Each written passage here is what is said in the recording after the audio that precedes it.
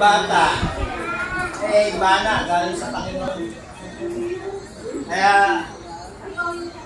Kaya, biyaya ito, no? Iyak na. Malaki na. Ito na.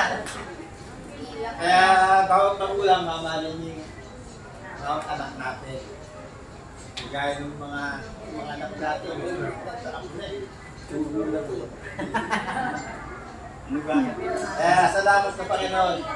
Dahil sa binigay niya ito, sa gano'n, itong taon na idugol sa inyong magulang ko, mahal ko ng magulang ko. Kaya, salamat sa Panginoon. At yung dakila,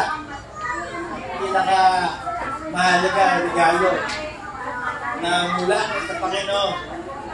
Ito yung, alam natin, sa John 16, sapagkat ganun na lamang ang pag-ibig ng Diyos sa atin. Bigay niya kayong bugtong na anak upang kung sino man na sumampalataya ay huwag makahamak, kundi tayo magkaroon ng buhay na walang hanggan. Ito napakaing greatest gift na binigay sa atin ng Diyos. Sapagkat, sabi nga sa John 14:16, ako ang daan, buhay, at katotohanan. Walang makakaroon sa Ama kundi sa pamamagitan ko. Ito'y regalo na galing sa Diyos. Kaya ang batang ito, natin ito, ay galing sa Diyos natin yan.